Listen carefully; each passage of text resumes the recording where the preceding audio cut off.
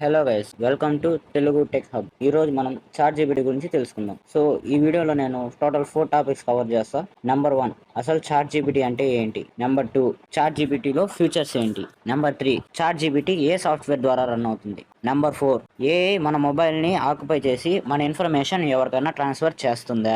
Actual గా చెప్పాలంటే ఈ డౌట్ మీతో పాటు నాకు కూడా వచ్చింది. సో ఇప్పుడు మనం తెలుసుకుందాం. ఫస్ట్ నుంచి చూసుకున్నట్లయితే వాట్ ఈస్ చాట్ జీపీటీ, అసలు చాట్ జీపీటీ అంటే ఏంటి. గైస్, చాట్ జీపీటీ అనేది ఒక అడ్వాన్స్డ్ ఆర్టిఫిషియల్ టెక్నాలజీ. అంటే చాట్ బోట్ అనే ఒక టెక్స్ట్ జనరేటర్ నుండి డెవలప్ చేసింది ఈ చాట్ జీపీటీ. సో ఇప్పుడు second thing, what is it's futures, అసలు చాట్ జీపీటీలో ఏ ఫీచర్స్ ఉన్నాయి, వాటి యొక్క ఫ్యూచర్స్ ఏంటి.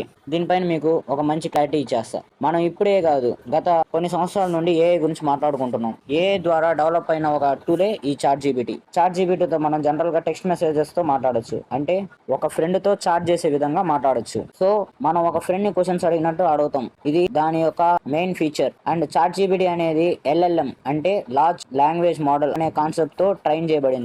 కాబట్టి మనము ఏ లాంగ్వేజ్ లో చాట్ చేసినా అది రెస్పాన్స్ ఇవ్వడం అయితే జరుగుతుంది. అండ్ ఆల్సో ఇది ప్రీవియస్ చాట్స్ ని బేస్ చేసుకొని మనకి మంచి మంచి సజెషన్స్ కూడా బిల్డ్ చేస్తుంది అనమాట. మన నెక్స్ట్ టాపిక్, ఇన్ని ఫీచర్స్ ఉన్న చాట్ జీపీటీ అసలు ఏ సాఫ్ట్వేర్ పైన రన్ అవుతుంది. వెల్ గైస్, ఇది ఒక సాఫ్ట్వేర్ అని కాదు, టోటల్ గా చాలా సాఫ్ట్వేర్స్ పైన రన్ అవుతుంది అనమాట. సో వీటిల్లో కొన్ని మెయిన్ సాఫ్ట్వేర్స్ వచ్చేసి C plus plus, Python, CUDA etcetera. And ఇది మెయిన్ గా రన్ అయ్యే సాఫ్ట్వేర్ వచ్చేసి మైక్రోసాఫ్ట్ అజూరే అనే సాఫ్ట్వేర్ పైన రన్ అవుతుంది. అండ్ మన ఫైనల్ థింగ్, అదే మనందరికి కామన్ గా ఉండే డౌట్, అసలు చాట్ జీపీటీ అండ్ మిగతా ఏ ప్లాట్ఫామ్స్ ఉంటాయి కదా, అవన్నీ మన మొబైల్ ఆక్యుపై చేసి మన డేటాని ఎవరికైనా ట్రాన్స్ఫర్ చేస్తుంది. గైస్, ఏ అనేది ఒక సాఫ్ట్వేర్ మాత్రమే, అదేమి హ్యాకింగ్ డివైస్ కాదు అండ్ హ్యాకింగ్ కాదు. A just self browsing and auto browsing కోసం యూస్ చేసే జస్ట్ ఒక ప్లాట్ఫామ్ అంతే. సో దీని ద్వారా మన మొబైల్ గానీ మన ఫోన్ గానీ ఎటువంటి హాని ఉండదు.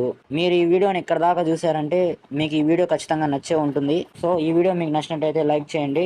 అండ్ ఏ అవేర్నెస్ కోసం ఈ వీడియోని మీ ఫ్రెండ్స్ కి షేర్ చేయండి. ఎందుకంటే మంచి వీడియోస్ కోసం మన ఛానల్ సబ్స్క్రైబ్ చేసుకోండి. Thank you.